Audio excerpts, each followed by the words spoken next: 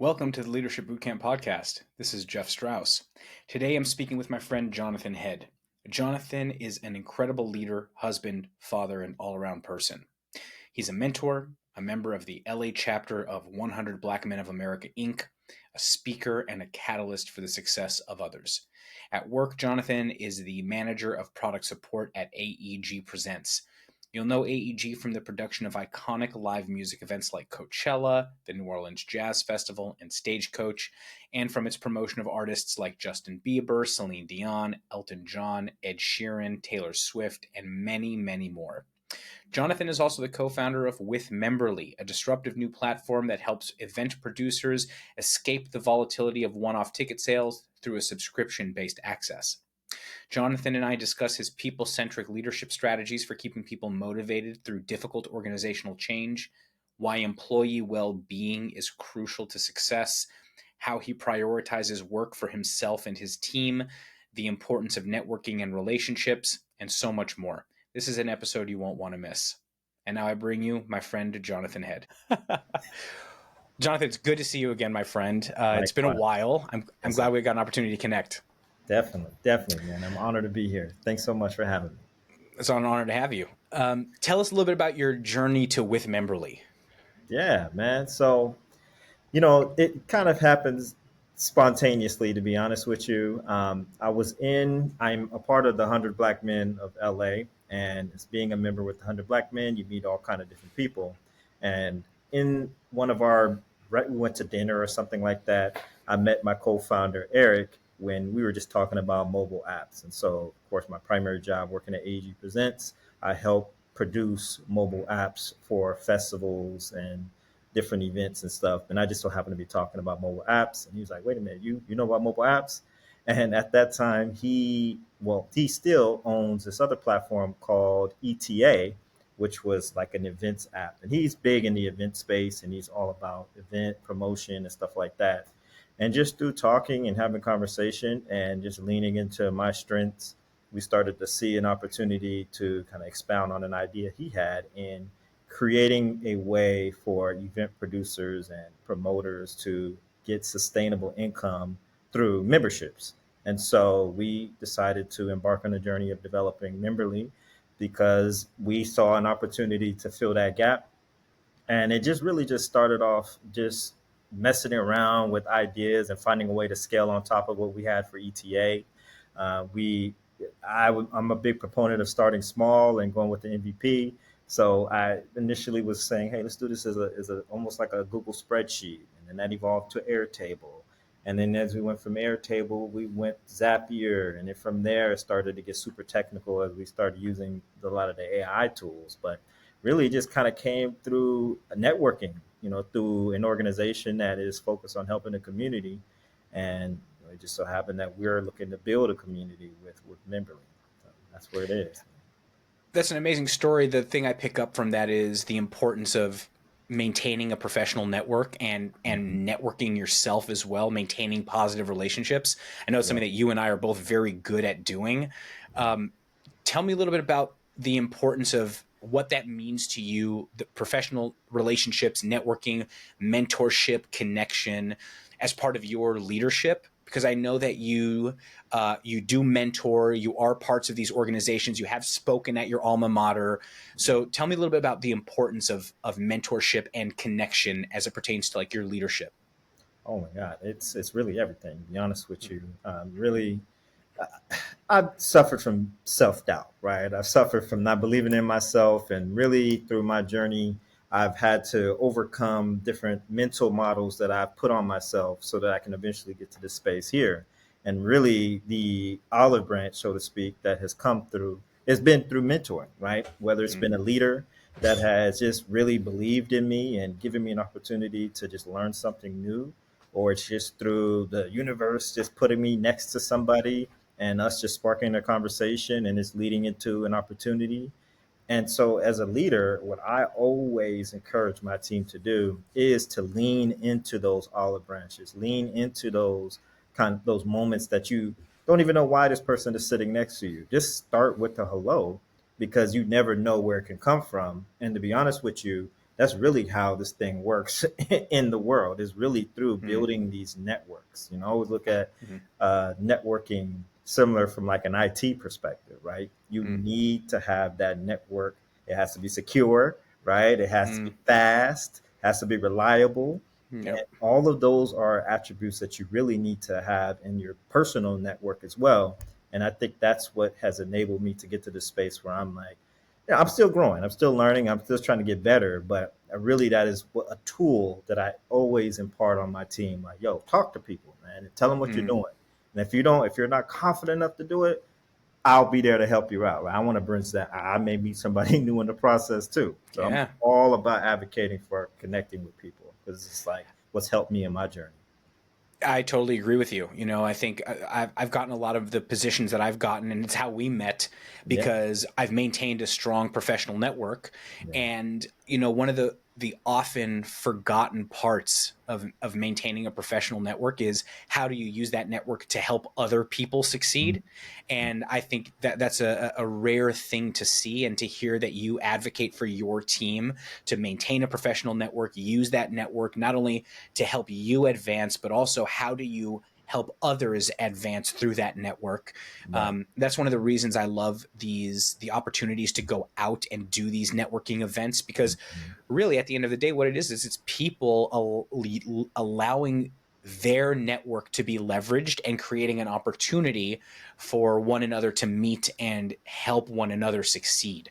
Yeah. So I'm a big fan of those. Yeah. And yeah, I 100% agree. And to be honest with you, as I was hearing you speak, what jumped out was like I actually need to get better about like leaning into helping myself. Right? I'm Mm, That's something that I'm working on. Is like saying connecting with people with intent to kind of help me. Right? yeah. I'm all Yeah. about primarily. We could talk about our enneagrams and stuff like that, Oh, yeah. but I'm Yeah. all about like helping other people and trying to add value to them. And it Yeah. feels like sometimes a little bit rubs off on me in the Yeah. process, right? I definitely agree. I'm afflicted by that problem as well, and I think one of the reasons why you and I resonate so closely is because we both want to be catalysts for other people's Yeah, success. It's very important to us that's like very meaningful to us to make sure that other people are successful and to have a hand in that, to be proud of the success we help other people achieve. But you're absolutely right. I fall into the same trap of like, okay, I mean, I work so hard to help other people, to yeah. give a platform to other people, or like Hmm. to invested in other people's success. Like I need to put the same effort into my own success to a degree. So Right. I totally feel that. um, Speaking of the evolution of how we need to leverage our surroundings, our professional skill sets, Yeah. how has your leadership style evolved since founding WithMemberly? Like what influenced those changes? Yeah. You know what? I kind of have to give a little context to that, right? So, starting off in my career, I worked simple job at 18, 19 FedEx. I was working checker sorter, right? Just kind of at the LAX airport, flipping boxes, stacking boxes. That's pretty much what I was doing. The next phase of my job was working at this pharmaceutical company that was now I'm flipping pills and stacking pills, right? Pharmaceutical, scanning them, organizing them, right? That was kind of like the Yeah. vibe. And this is me just kind of putting in work. From there, I Yeah. started working at LA County, and that's when I Mm-hmm. started to see the bureaucracy, the red tape, and then Mm-hmm. the heavy process because you're dealing with public funds, you're Mm-hmm. dealing with you have to have that process and governance in place because where you spend your money has to be accounted for. Yeah. Transitioned that to me working at SNAT and then now me working at AEG. That gave me perspective of what it looks like to be on this private side of the world where things Mm-hmm. are. While Snap was a publicly traded company, so there was still a level of scrutiny that existed. Mm-hmm. Now at AEG, where it's more private, there things are kind of just getting done the way that they kind of get done, and then you're Mm-hmm. looking at things have gotten done, right? And so I say all of that to say that now with founding with Memberly, I bring in this approach where I'm looking at it from those two lenses, right? My Mm-hmm. 14 plus years of governance, process, organization, but then the last 5 or so years of getting things done the best way that you can. And Mm, now I step into in conversation with my co-founder and other people that we partner with, understanding the value of creating a good foundation in mm, place so that you can just build the plane with a good frame while it's mm. flying, right? I Because a got lot you. of Yeah. times you're building the plane while it's flying, but you haven't even established the frame, right? The frame Yeah, isn't yeah. good. You're, So, you're you're putting duct tape on a wing that's right. built from balsa wood. Like, That's okay, right. we got a problem here. Yeah. Right. So let's think about the wood that we're using at least, Yeah, right? I don't want to yeah, overthink yeah, it, right? I don't want to yeah, spend too much time like building it out. And that's something actually I'm learning through my co-founder who working yeah, in the event space, very fast pace, yeah, yeah, similar to where I'm yeah, at now. yeah, They're just trying to get it done. And so we yeah. have our balance. And so as a leader, I have to learn where, all right, hold on. I know you want to run, but let's lean into this governance space. Let's lean into Mm, these things that we have to think about here. But then now we also got to run, right? We also got yeah, to build. yeah. So it's that balance that I The try to strike. the experience of both of those sectors is really coming to bear on how you're building the company. I think it's obviously necessary. Like, it's, you want to move fast, you want to, move fast and break things, as they Yeah. say, Yeah. but you also have the long-term vision in mind. I think that's really important. What is one, if you could give your founder self one piece of advice at the very beginning of a founder's journey, what would that piece of advice be? Man, the why, the knowing that why. I mean, Mm, I think that's the biggest thing. And that's still evolving because, one of like a part of the journey of like being careful and cautious and operating with this governance is like knowing that I don't come from having a soft pillow to land on if I mm, fail, right? So mm, failing fast could mean failing and breaking your leg, right? You go break your leg or bust your back. You don't want that to happen. Where some yep, people they fail, they land on a pillow and they're able to mm, bounce up and keep executing. And so understanding the why enables you to, when that fall may come, you can adjust your ankle a little bit because you know it's gonna come. You won't roll it, right? You right, kind of know that it's coming, and you're willing to deal with that because you're connected with the why. So you're right, willing to just grunt it out, tape up your ankle, do whatever you need to do because you understand the why. And yeah, originally, when I started off, like, and we haven't been on the journey too long, but my original mindset was like, I get that money, right? I need to make a little bit right, of money. I need some money, right, right? right, But then yeah, when you start to see, like, all right, money's going to take a little longer than what you thought. So now I began to question it. And then I started to realize, like, man, human connection is very important to me, mm, right? We're in an epidemic right now where people aren't connecting. And yeah, this is an opportunity for us to build connection for people. mm, So let me push, right? So let me deal mm, with all these different pains that are going to come and just enjoy the journey. So yeah. really understanding that why is really what I would tell myself when I first started, just to make sure that I'm not too banged up and get into a space where I want to give up, right? Yeah. Yeah. And I think it's so important that as a founder, you've started something that you're truly deeply passionate about, right? Like, I keep hearing the theme of connecting people, and I know how passionate you are about that. Yeah. So it's, I think that's a formula for success in so many ways, right? You deeply believe in what you're doing. It's Mhm. very passionate for you, and ultimately, when it becomes successful, you're going to land in that place where you're not going to feel like you're working because you're doing what you love. It's like that coveted place. You know what I mean? Yeah. So I'm excited to see what the future holds for WithMemberly. Man, I appreciate that. Yeah. Yeah. That's the aspiration. That is the North Star, is getting to that just as a human for me. Yeah. Yeah, absolutely. Let's sort of change gears and talk about some of your current management style. So you're a manager at AEG, Yes. big company. You manage a big team. Yeah. Um, what guiding principles or values help you make tough decisions while leading your team through uncertain times? Yeah. You know what? I honestly lean on truth. And Mm, that's tricky because, truth in business is up for interpretation a lot of mm, times. But what I lean on, when I say I lean on truth, is just like, am I kind to this person? Am I trying to help their career? Is this person, what are they looking for personally as my team member? What is the business actually striving towards as a business? And then now that we've kind of understand all those inner workings, that is my framework. So now we could start to build upon those through, different mechanisms, different other tools, other people, right? But just really establishing like how does a person feel? How do they feel? How do I feel? Right? How is the business, what is the business looking to achieve? What are their goals, mission, and what's the long-term roadmap that's in place? So that is our foundation. That is our truth. So that now we could just move forward and just do our best to achieve those goals, but then being mindful of how the person is feeling today, right? I was just talking to my VP about the quiet quitting, or not quiet quitting, but the quiet cracking epidemic Yeah. people are talking about now, Heard which is about a you. real thing.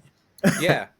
I don't want to take you, I want to derail you from your Yeah. initial thought. We can get back to the question, but do you want to share a little bit about that? Because that's a phenomenon I just read about as well. Yeah, you know what? Quiet cracking. So, I've been reading a little bit about it, and essentially what I'm deducing from it, and at least what I can feel pieces of it for me, is the amount of change that we all are experiencing in 2025 as a people, as a workforce as a whole, right? So when we think about change, we're talking about number one, AI, right? AI is here. Is it scary? Is it good, right? We got to figure it out. Who knows, right? Nobody really knows. All I know is that I'm hearing that the noise is that the jobs could be at Yeah. stake, right? So that's one Yeah. piece. The second piece, and we were impacted, is return to office. So now, I agreed to be hybrid, and I hired people as hybrid, but then the organization shifts to 5 days in the office. So Mm-hmm. now, how Mm-hmm. are you navigating that? Mm-hmm. Inflation. Man, I just went to Costco the other day, and my salmon that I always get, the frozen salmon, went from $29.99 to $39.99. Right? Yep. Let alone Yogurt is creeping up there too. yogurt's jumping Yep. up there, Yep. right? So now that plays into effect, right? And so Yeah. then now the other piece, which is interesting, is those other things are happening, which when you think about inflation, when you think about return to office, and then just the state of AI, your job starts to feel like, am I valued? Right. So now I could see teams wondering, are they valued? And then people then could tie their value to compensation Right. because everything is going up. So then now, if I ain't Yeah. getting paid, right, or if I feel like I'm not getting paid the correct amount, I'm concerned. And how it manifests more recently was there were some changes in the organization that kind of weren't connected to each other, right? Some people, staff that the organization made a decision where those people weren't no longer with the company, and in another part of the organization, people were promoted. What ended up happening was a firestorm of energy of people questioning, why aren't they promoted? Am I Right. safe? What do I need to do to improve? And that's when I started to reflect on my reading on the article. I'm like, wow, this is like a representation, because that sense of value that people aren't really feeling because of those dynamics that exist in the world make Yeah. people quietly crack, right? Yeah. and Yeah. and now me as a leader, I have to navigate that, because I don't want my team. I don't want to crack, but I don't want my team to crack, Absolutely. because that leads to morale issues and lack of performance. And so now I'm seeing this, and working closely with my leadership to figure out, how do we navigate this space given given the facts, right? How do we do it? I can't just give everybody more money, right? Of So course. Yep. how do you navigate this in a way that enables more, just to bring things around, frankly. Yeah. And let's talk about that for a second, because that is a challenge, right? From an organizational perspective, having a layoff in one area, or and then having promotion in another area of the business without communication as to why. One of the things that the biggest thing that I've experienced in my career is the lack of communication about why certain things are happening. Mm, And then we tend to see in technology the same sort of explanation happening over and over again. The same thing just happened where I work, where we had layoffs. It's happening across tech. It's Yeah. it's an unfortunate consequence of being in this career. The career is quite volatile now. Hmm. Um, but there's a lot of times you see this sort of organizational change without a lot of communication, and that can be very scary. So what strategies or techniques have you used that you could suggest others use to help navigate that with your team? Because it can be scary Yeah. for a team to observe that in the environment and Hmm. then not have any idea about, like, oh, okay, could we be next? Or how Yeah. come they got, in terms of a layoff, could we be next? That's scary Right. enough. Hmm. But then at the same time, to compound that with, well, and other people are getting promoted, like, where does that Yeah. leave us? Right. How do you navigate that? Yeah, honestly, I'm still figuring it out, to be honest with you. Still trying to figure out the right path. But the Mm, steps that I've taken, at least, is really just to get clarity from my leadership on like the direction, like what are you looking to have accomplished? What is the business looking mm, to accomplish as a whole, right? And then now I could now communicate to my team, look, this is what we're focused on doing. And now if we help add value in those areas that the business is focusing on, then what I feel now, I don't know if I'll get on the chopping block, but yep, what I deduce is that we're adding value and we're yep, actually driving the business forward. So if we're able to silence the noise and come up with initiatives that can actually contribute to those things, that in turn will help us feel valuable, right? Because we're yep, actually adding value. Like that's the business side of it. From the personal side of it is really just, once again, going back to advocating, going back to understanding the person, just taking a mm, moment to understand what's going on in their life, yeah, and just talking this stuff through. I'm not a therapist, but I can just be somebody just lending my ear and empathizing with their situation so they don't feel alone in the journey. And then, AEG thrives itself on being like an entrepreneur minded company.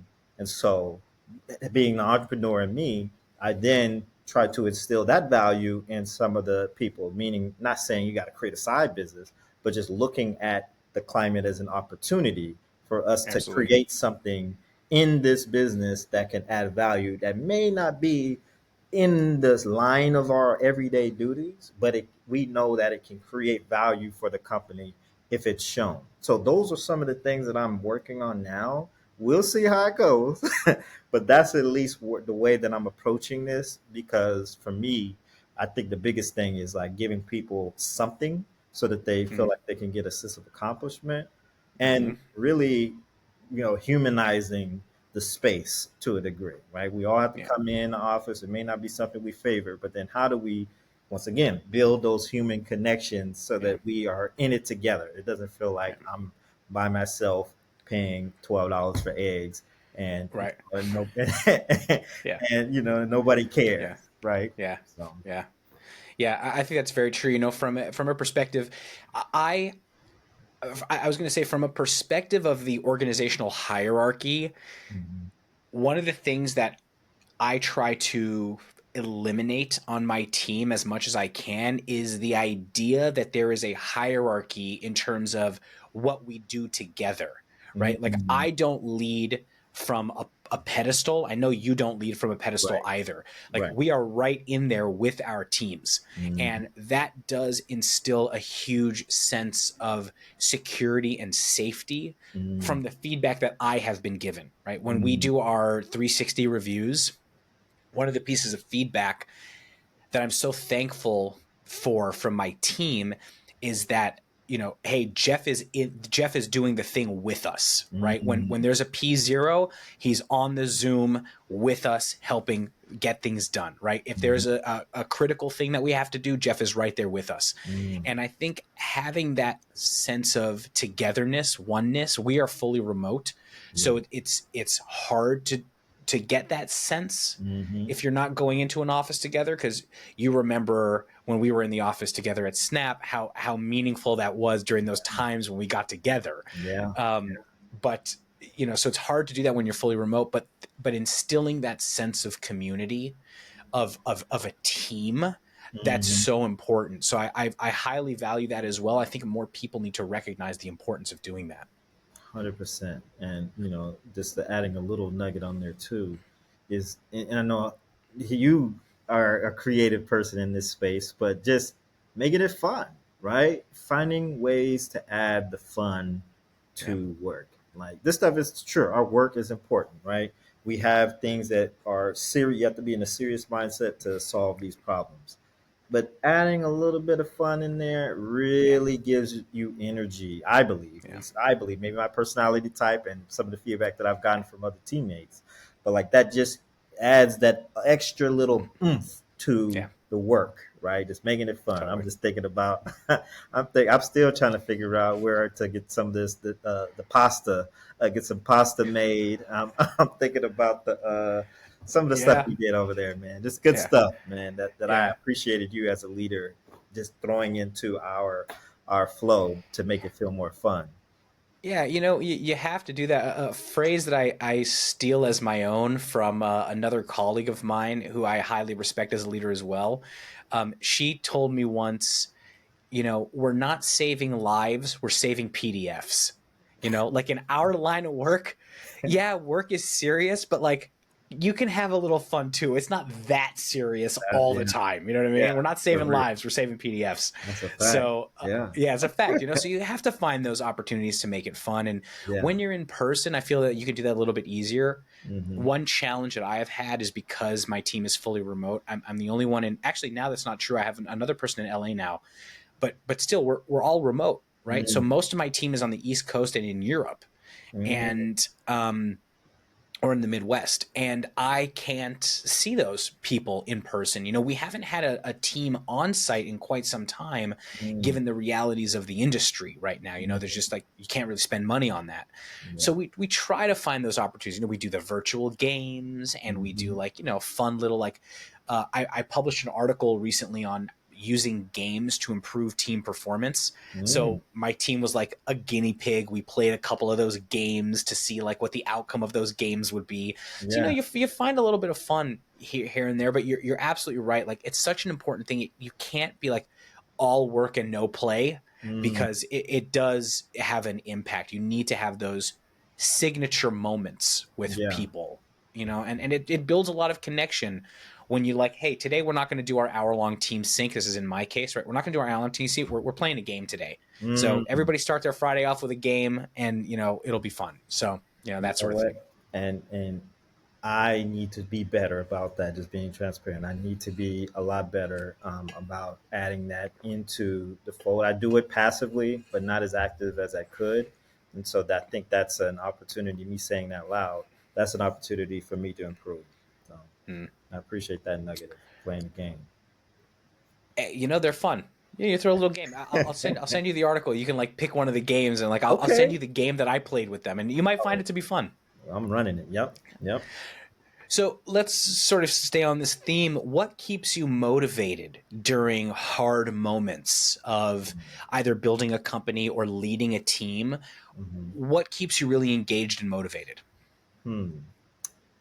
I hate to keep saying the same thing, man, but it's really seeing the success of other people, man, and Hmm. that is, we have I won't say her name, but we have a mutual colleague who happens to be on my team now. She was previously at Snap, and now she's Mm-hmm. on my team, and just seeing her growth on and seeing how she's evolved, knowing her story, and seeing how she is growing, and I'm so grateful that she comes to me, right? She comes to me and talks to me, asks me for advice, and I remember when I saw her at Snap, she was just trying to learn how to code and spending all day in the morning just learning the code, and now here she is stepping into this environment, showing what dedication looks like and consistency, and it just like that inspires me. Like that Mm-hmm. inspires me because it shows me that my efforts aren't for naught, right? I'm not wasting time. And to kind of add an anecdote or a connection to that, I was just thinking about this driving in today. Like I've always realized, well, let me say this better. My favorite movie is Jerry Maguire. right? That's my favorite movie. I have they're not. It's not necessarily in the top one, number one movie, but it's my favorite movie in terms of like how I connect with that movie. And the reason why is because Jerry Maguire left this big company to help the underdog, right? And he spent time to build up who he saw as a valuable asset to that organization. And then, of course, the beautiful end of the story is they got shown the money. He got shown, Yeah, that's right. you know what I mean? And so The like that, Quan. They got showed the Quan. the Quan, Yeah. right? And so and I just always never really understood why I loved that movie until like deep reflection. It was Mm, because of that story of mm, helping the underdog. And mm, not saying that anybody that are underdogs, but it just kind of it symbolizes or crystallizes the notion of like me helping people and seeing their success or even just even where they're struggling and being there for them. That's what keeps me motivated. And whether it is in building the business or it is just in managing people, both of them, right? Knowing that you're in the journey to help people and seeing that the fruits of that labor really is the fuel. That's the fuel. yeah. I couldn't have said it better. In terms of how we feel about that, you complete me because I haven't. I couldn't have said it I better see what you myself. did there. I feel it's the. Thank you. See, Yeah, you see, yeah. we're I'm right here. vibing with you. I'm Yeah, vibing with yeah, yeah. you. So I feel the same exact way. It's one of the Yeah. reasons why I used to be a high school teacher, and why that was to this day one of my very favorite jobs. Is not my favorite job, was Mm, because I got to see those moments mm, with my students. Right, mm. I got to see a concept click, Whew. or I got to see them improve every day. I got to see the light bulb. I get to visually observe the aha Yeah. moments, and that Yeah. is so rewarding. I couldn't have Yeah. said it better myself. Let me 100%. ask you a question, if I may. Like knowing that, right? High school, you're able to see those things. Like, how do you translate that now as a leader? Like, how are you able to track that level? Like, I don't know. I don't know what I'm trying to ask here, but I think I'm trying to figure Mm, out how can we translate that visceral understanding that they're understanding, right? How do we translate that into this world? And maybe it's just a mm. rhetorical question, but it's just that's interesting. Yeah. That is such a good question. It gave me goosebumps because it's something I'm so passionate about. Mm. I create what are called a learning ecosystems. Mm. So Okay. the educational aspect of work is so important to me.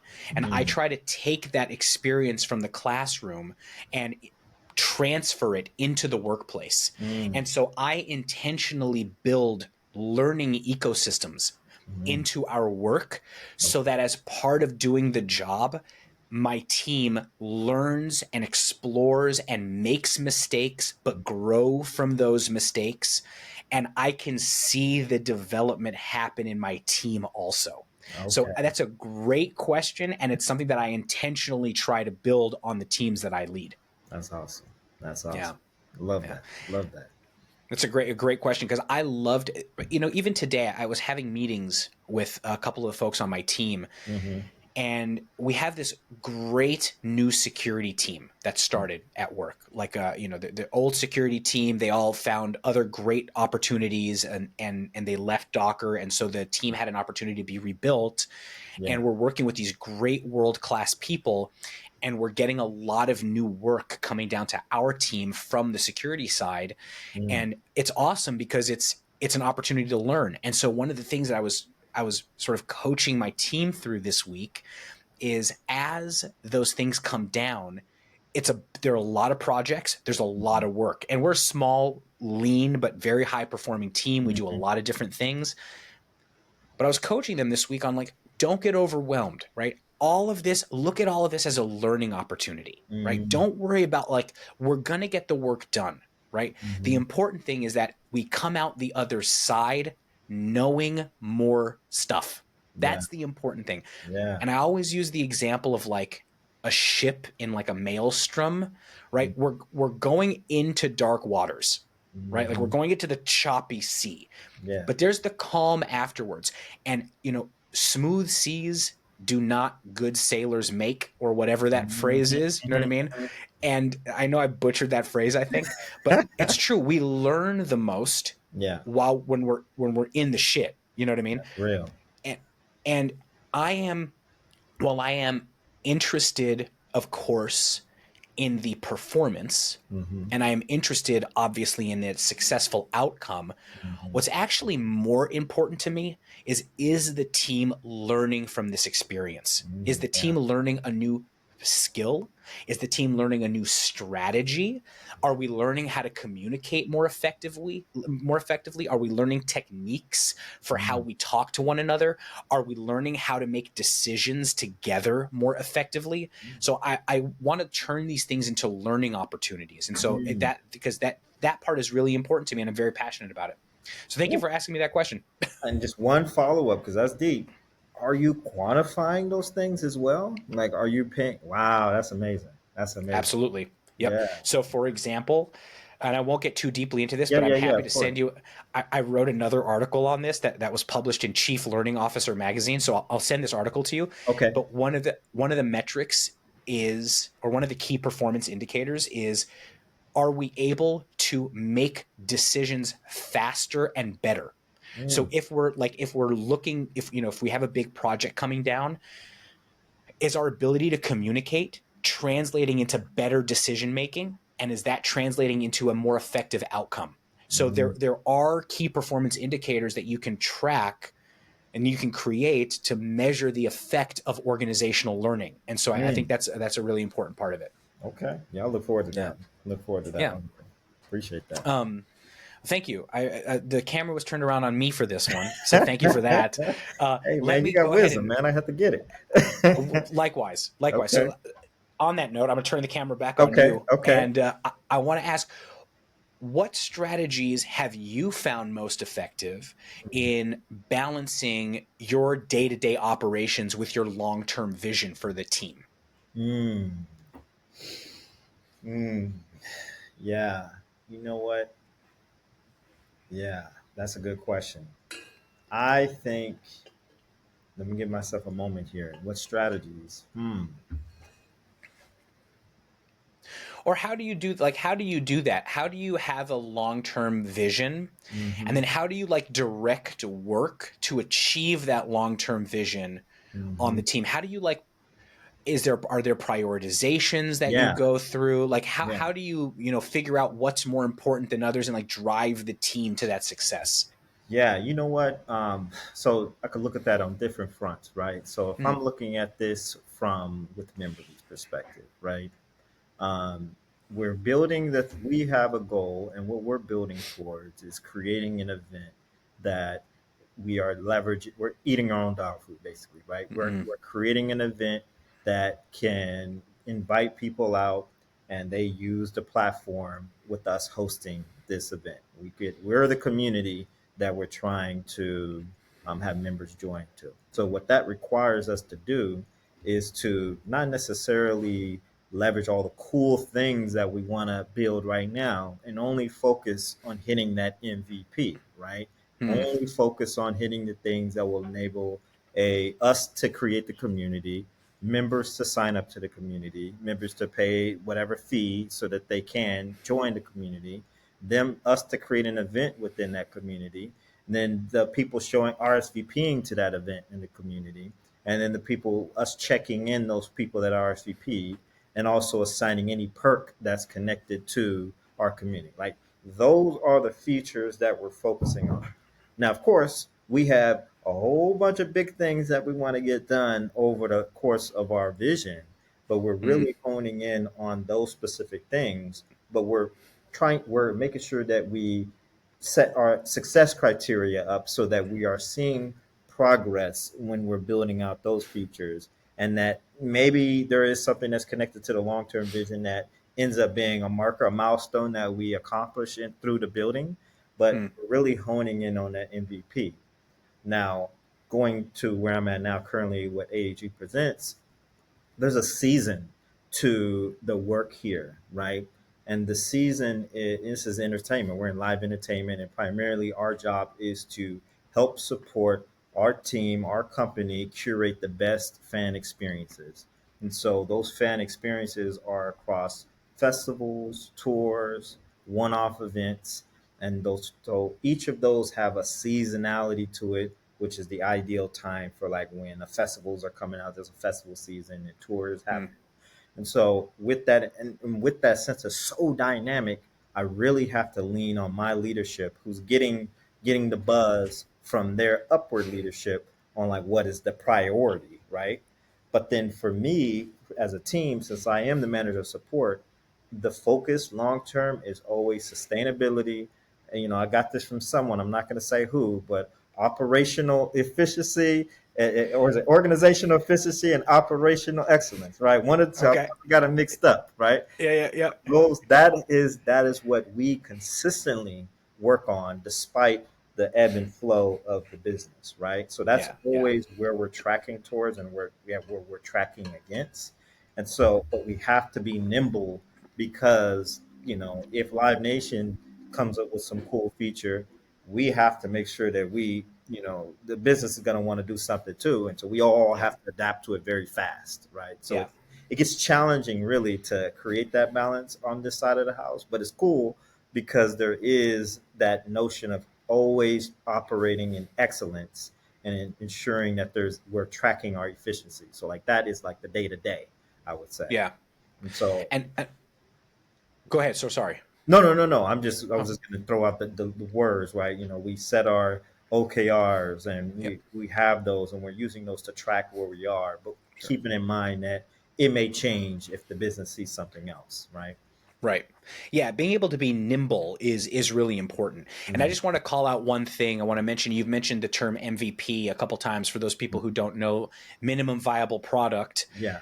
is sort of like the baseline thing that you want to hit to release as like a full-fledged product without hitting all of the bells and whistles that you want to achieve. So I just Right. wanted to call out the acronym there for Thank those you. people who may not know it. Thank you. Yeah. Thank you. Um, so on the same note of operating efficiently, right, one of the most difficult things that people have to learn how to do as they transition from an IC, an Mhm. individual contributor, so to eliminate the acronym acronyms, acronym yep, soup.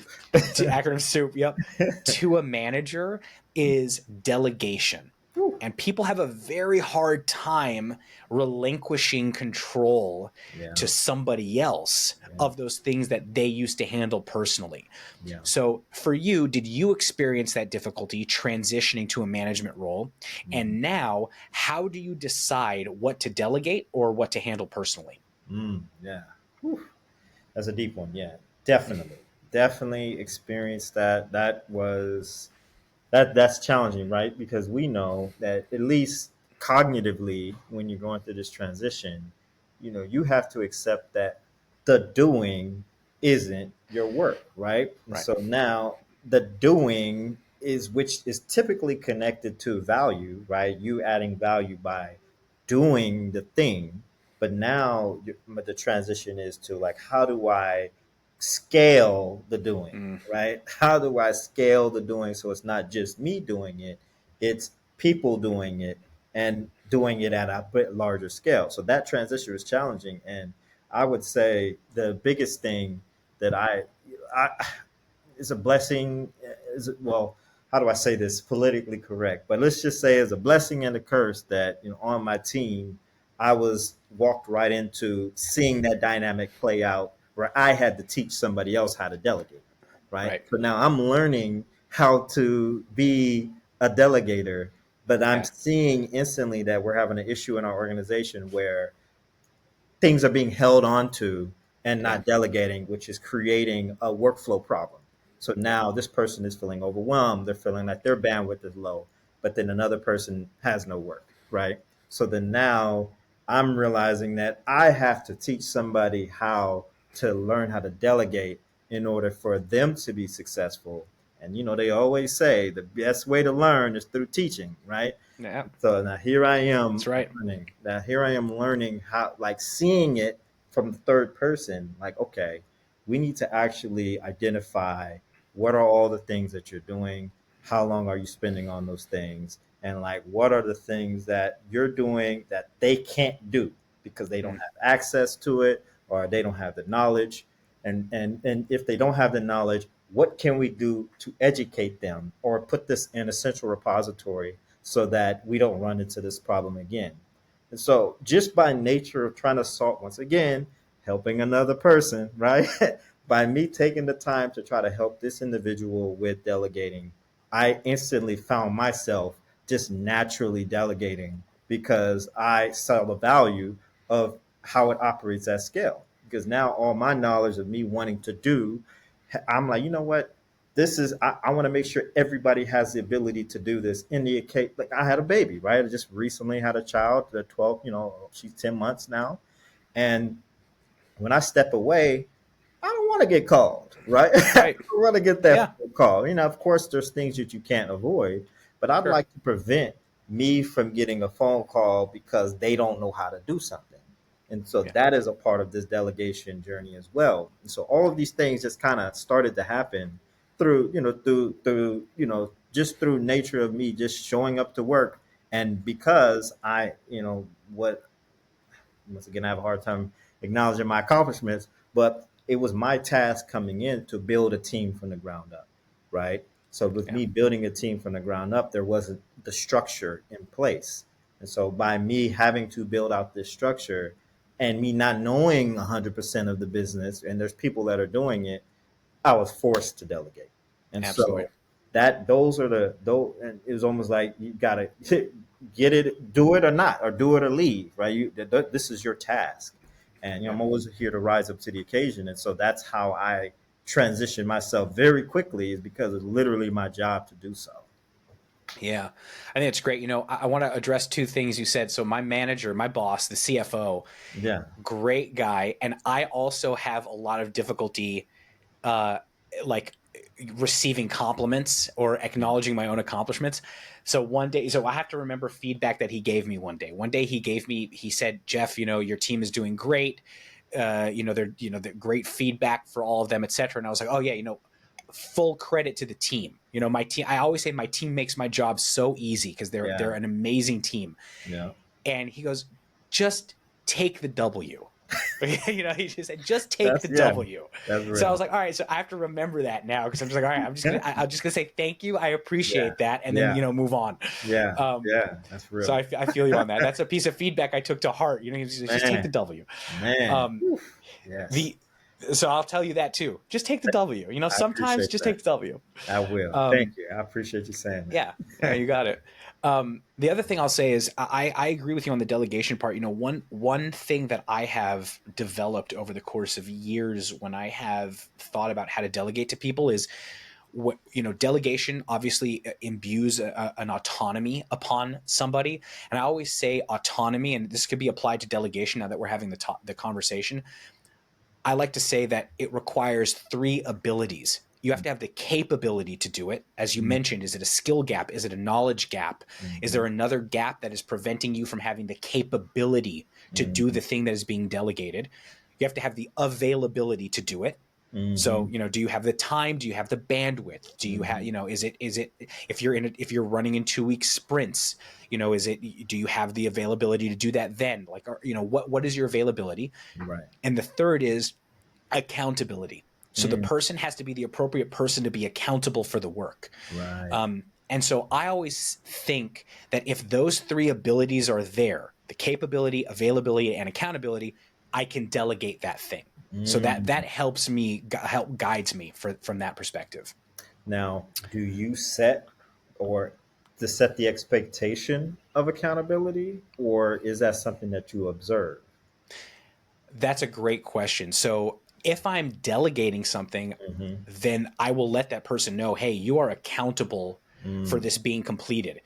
My job, where my accountability comes in, is I always need to set somebody up for success. I mm, will never set somebody up to fail, right? right. And so it is my role to ensure that if they encounter blockers, Hmm. that's where my accountability comes in. It's like Right. if they need guidance from me, if my instructions are unclear, if Hmm. they need to clear a blocker, if they need me to help them prioritize so that they have the availability to do something, because Hmm. they may, so they may have all the other two A's, but their availability might be a little bit tight. So Mm. how can I come in and help them? That's where my accountability comes in as a leader. Yeah. But yeah, like I observe a couple of things I observe in terms of accountability are number one, if I'm delegating something, I'm also delegating accountability. You are now accountable for the success of this Mm. thing.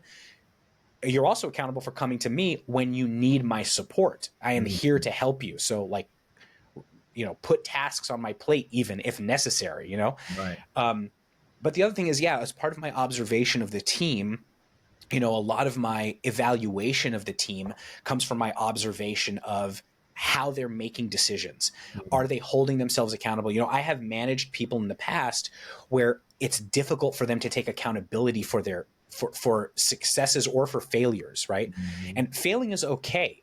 Like, it's not a bad word on my team. It's not the Mhm. F word to fail, you know what I mean? Right. But Right. does an individual have the ability to say, yeah, I this is why I take accountability for Mhm. this issue. I'm going to fix it moving forward.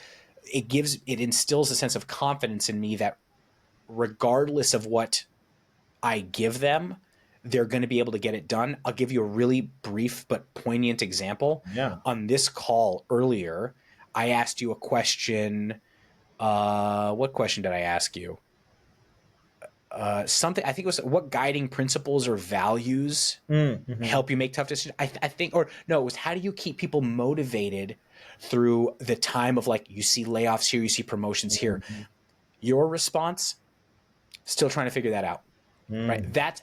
That's a level of accountability. Mm. And I look for signals like that to Mm. help me determine who's the right person to do something, or do I feel a person can be successful, right? Yeah. Yeah. I Yeah. love that. Thank you. And I'll take the W on that too. Take the W on that. See, look at that. That's the thing. That's the thing I like about you, Jonathan. Like, you know what I mean?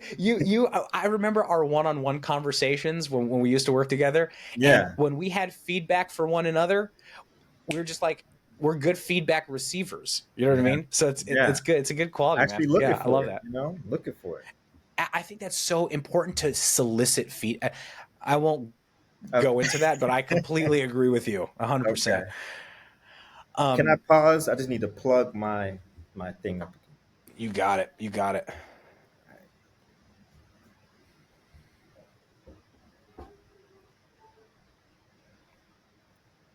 Okay, cool. I'm back. Welcome back.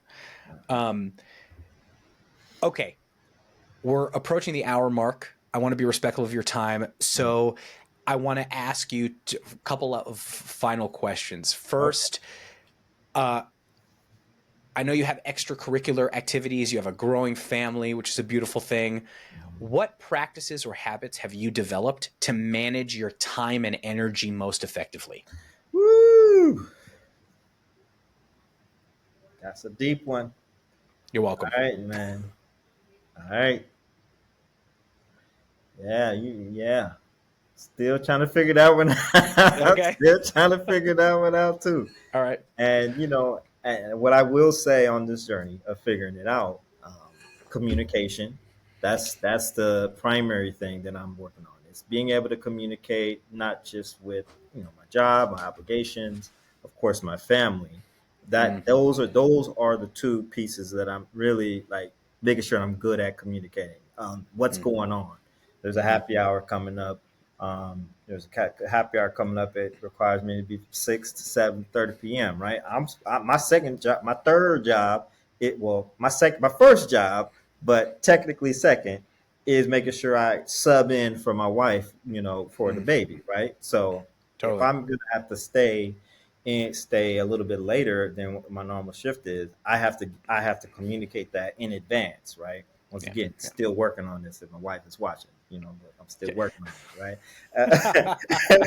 And but that's something that I acknowledge is a part of like creating that space. Mhm, The other thing is, and this is something that I have really been learning how to do. Again, I had to relearn how to do, especially having to come into the office again more frequently, is taking time off, right? And taking mm, days off. That's something that, like, when you have hybrid or when you have remote, you obviously are dedicating your time and effort to the job for the amount of time or for the project that's asked of you, right? You're not taking advantage of that, right? You should not be taking advantage of the opportunity of being remote. Mm-hmm. And you also are at home where you are able to kind of recharge to a degree relatively simple, right? When you're coming into the office, especially 5 days a week or even 3 days a week, you are in the hamster wheel to a degree, right? You get up at a certain time, you leave at a certain time, you leave at a certain time, right? And you, Totally. but you know you have these things you have to get done at work, so you just keep going to work, right? You keep showing up because it's important. And I remember this was a problem that I didn't realize was a problem I had when I was working at LA County pre-pandemic, right? Working there 14 whatever years. I I was younger obviously, but I never took time off, right? I Yeah. never took a Yeah. day off. I Yeah. maybe took longest was 3 day vacation or something like that. But Yeah. like coming back to this space again, like me learning how to take time off is another Yeah. part of creating that balance because the burnout for me it doesn't come like probably it probably hits people differently. It doesn't Yeah. come from me like me flipping the table and just like, man, I can't do it. It'll Yeah. come from just little subtle things, right? Little So it's subtle annoyances. it's a quiet break. It's not a rage quit. That's right. That's right. It's Yeah. it's a Yeah. quiet. Yeah, that's all it is. It's Yeah. a quiet fuss. A Yeah. quiet. Yeah, or is it quiet? Right. I gotta. Right. That's where I Right. gotta Right. ask my wife. Right. Am I Yeah. Yeah. coming Yeah. home with some energy? Yeah. Right. I Right. might. Good. I might. Very fair. Bring it. Very Yeah. fair. Bringing that in, and so that's Yeah. something that really the communication and really taking intentional time off. I think are the areas that at least I can see can help me really Mm, create that balance because I still have these projects that I'm passionate about, right? That I do believe in, and that's a part of like pouring into me as well, seeing mm-hmm. those flourish. But I also have a family and I also have a full-time job. Like I have to be able to, and my job gives me time to take off. Most companies do extend time for you to Yep. take off, and it's not just there to stack, right? It's Yep. Yep. there for you to use, and that's something that I'm Totally. telling myself. I'm saying this to myself, and so that's those are the dynamics I would say I'm working on. I love that. I think it's so important. You're absolutely right. Setting those boundaries is super important. Taking the work provided opportunities to do that, whether that's time off or whether it's another, whether it's a health resource, you go to the gym or you have a mental health resource. It's super Mhm. important. If you're a big proponent of that, if your company provides that to you, use those resources. They're Yeah. so helpful. You will not regret doing that. It's so true. Sure. And the journey isn't like being the person here all the time and being the person that is like always available. Really, to me, isn't necessarily what gets you to success, right? Mm, Success to me is you being optimal and making great absolutely. decisions, right? And Yeah. so that part is something that I also have to remember, but sometimes just the nature of show business, which is what I'm in, it seems like that's what you have to do, right? Absolutely. What an underrated comment. That's so true. It's really how you optimize yourself, not necessarily putting in the hours. The illusion of productivity. There's a better phrase for that, but the illusion of productivity, putting in, 50, 60-hour week, Mhm. you might just be rearranging the food on the plate, Right, but like, are you right. really making a difference and providing value? And yeah, you're absolutely right you're absolutely right about that. I love the way that you articulated that. Thank you. Um, Okay, so I got to ask you two final questions. One, Okay. are you reading any good books lately? Man. I would say I'm rereading a few kind of more self help Okay. books. One is the Seven Spiritual Laws of Success from Deepak Chopra. Like Okay. that book is like it just kind of resets me. That's a good one. And then I just started this book up that's called the forgive me the title, but it's the I want to say it's the Worldly Wisdom of Africa, and I can't think of the name of the author, but I just started that book up, and it's been inspirational because it kind of speaks to my life, not exactly the same, but just like the author describes the duality of being in a specific tribe in Africa, but and being living there till 4 years old in this tribe, but then being plucked out of that into the, I want to say it was the Catholic kind of, I want to say Catholic ministry. I Hmm. forget the words they use. Ministry, let's just say, and teaching in Africa when the people were coming into the French. I think it was what came and Hmm. was forcing to teach the language, the English language, or whatever language it was, as well as the church, and then him coming back to his native people at 20 years old and not being able to speak that language that he grew up Hmm. in and his culture, and it kind of profiles that. So I'm still reading that one. That one's interesting to me because I resonate with operating in multiple spaces to a degree, Hmm. where Hmm. just being transparent, right? Majority of the time, all the time I've worked at IT and technology, I have pretty much been one of very few Black African American people, right? And so Yeah. that now I'm in a different culture Hmm. sometimes where I don't necessarily know the songs that are people's Hmm. favorite songs. I don't necessarily know the things that they know, but then I go back home and then I know now I'm in my vibe, Hmm. in my space, and but Yeah. then am I still speaking the same way here? Am Yeah. I speak like who the identity crisis, I guess I would say, Hmm. that I'm starting to hear in this book. So that's something that I'm starting to jump into now. I love that. It's a very you know me, I cannot go without buying a book recommendation. I've written that down, so Okay. I appreciate that. I love Yeah. that. How about you, man? Give me Um, something. What you reading? okay, so I just picked up two books. I just finished a book. As a matter of fact, I think you'd really like it. Okay. It's called Got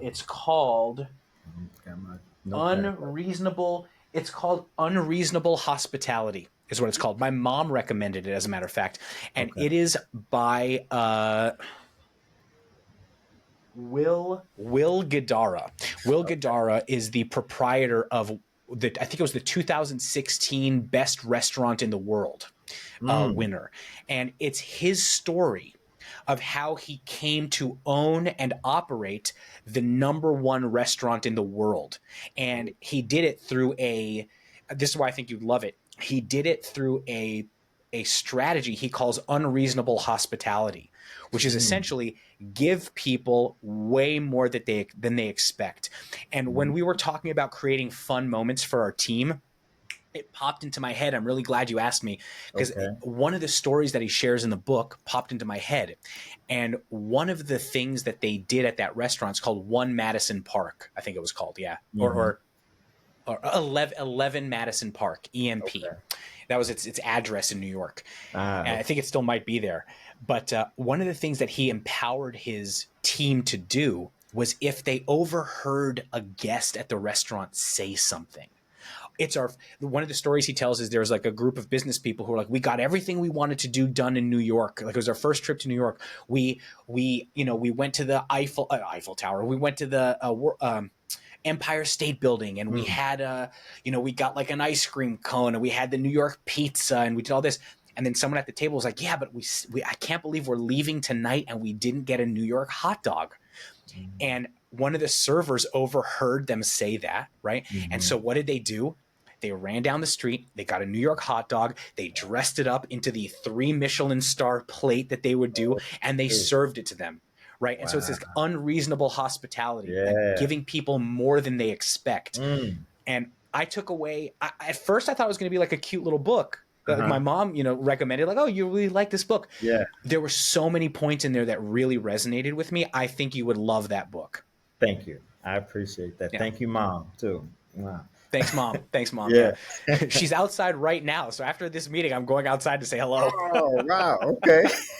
um, and then the last question I'll ask you is, do you have any upcoming projects? Is there anything we should know? Do you want us, is there a timeline for WithMemberly, or like where can we find out more about what you're working on? Yeah, so we're pushing hard to get the MVP created by the end of this quarter. So, the end of September, we look to have our MVP finished and then available to start to use in the fourth quarter. That's what we're pushing towards. Outside of that, I mean, I'd like, yeah, outside of that, I really don't have any other projects that there. I'm always working on something, right? I'm always Yeah, working on something. It's just about what will inspire me to really push out there because I still throw on my boomerang that hasn't stopped. So love there's that. still little things I'm working on. But I would say the biggest project, though, I would say, is me figuring out how to, for the first time, plan a birthday party for my wife. She's turned 35, so I'd like to plan a birthday party for her and throw that for her in October while she's Ah, planning our daughter's first birthday, which is also in October. So beautiful. that's on my mind. I don't want to procrastinate too much longer, but that's the biggest project I would say for this upcoming year that I'm working What it's the best project you could possibly work on. So on. congratulations to that. Thank you. Um, you're welcome, Jonathan. Thank you so much. This has been such an enlightening and informative episode. I loved learning all the things that you're doing. I think listeners are going to absolutely take so much away from this. It was really a pleasure to talk to you. For anybody listening or watching, if you live in Los Angeles and you see somebody throwing a boomerang out at a park, go up and say hello. It's probably Jonathan. Probably me. And yeah, Jonathan, thank you so very much for your time, my friend. I really appreciate this. This was a really great interview. I appreciate you, Jeff. Thanks so much for allowing me to be on your platform. My pleasure.